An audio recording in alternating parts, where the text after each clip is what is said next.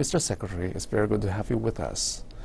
China is going to announce a major commitment on greenhouse gas emission reductions. What is your comment on that? Well, first of all, I think the visit of President Xi, I think, is one that is reinforcing what is, I think, a common vision between the United States and China in terms of addressing climate change. Obviously, it started with their joint announcement, President Obama and President Xi, last November in Beijing.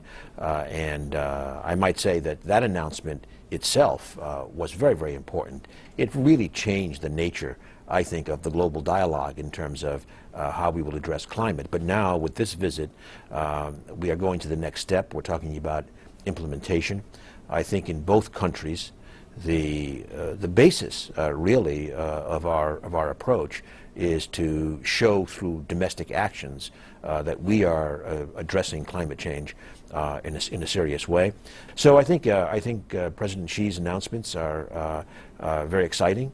I think again, our visions and our implementation are in many ways in parallel.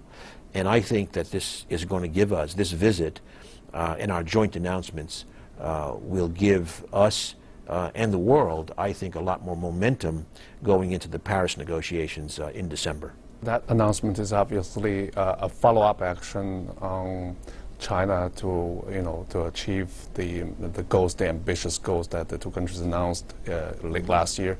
Do you think those goals are now, looking like achievable, or can they be achieved even sooner than expected? Well, I think so. In fact, as I recall, the statement last November in China was in terms of peaking carbon dioxide emissions in 2030 or earlier, and I think the steps being taken give us encouragement that I think that could happen earlier. In addition, we have a very important collaboration, which I think gets less attention, is the one between subnational governments, states or cities, and there we see also Chinese cities and American cities often partnering, and we are seeing their commitments about, in fact, peaking the urban emissions much earlier than 2030.